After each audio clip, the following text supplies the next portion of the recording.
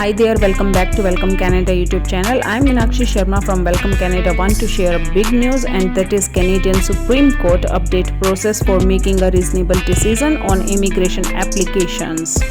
Before going to start this video, it's my advice to all of you, please click the subscribe button and hit the bell icon so that you will receive the notifications related to my upcoming videos on Welcome Canada. Yes, my friends, Canadian Supreme Court update process for making a reasonable decision on immigration applications in Canada. Canadian government lay out the parameter and the procedure to ensure IRCC officers make fair and reasonable decisions on the immigration applications. Let's take a look on this decision. Friends, an officer must follow certain steps to ensure that they are making reasonable decisions when it comes to any immigration application. Let's take a look on step by step. Step number 1, identify the requirements that need to be satisfied for the specific application category. These requirements are followed in legislation and can be broken down into specific elements spotted by evidence. The step number 2 is the identify the facts to be proven which are material to the decision at hand. A fact can be proven by an applicant when they have provided enough evidence for the officer to believe it to be likely.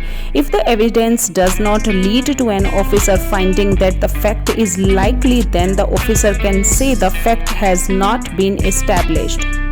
Now the step number 3 is apply the appropriate standard of proof. Immigration decisions are civil in nature, so that standard of proof based on a balance of probabilities applies.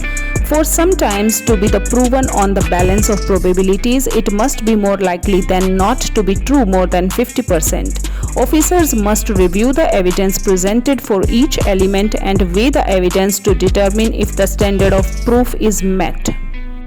Now the step number 4 is identify the relevant evidence to support the fact to be proven.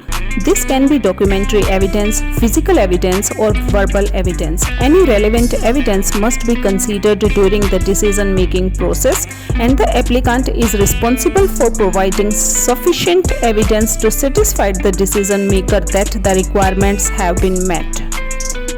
Friends, don't forget to subscribe Welcome Canada YouTube channel. Now the step number 5 is the assess the credibility of the evidence by looking the believability and the reliability of the evidence. There is a presumption that facts and evidence presented by the applicant are true unless there is a compelling reason to believe otherwise. Now the step number 6 is the determine the evidence probative value by the assessing capacity of the evidence to establish the facts that needs to be proven. More weight is given to the evidence that is definite, clear, and probable. Speculation should be given no weight. Step number 7 is determine whether or not the evidence is sufficient. If the evidence is more probable than not, then the officer can make a decision on the immigration application. Now the last step, step number 8, is make and record the decision. If there is a credible and convincing evidence for each of the requirements, an IRCC officer may approve the application.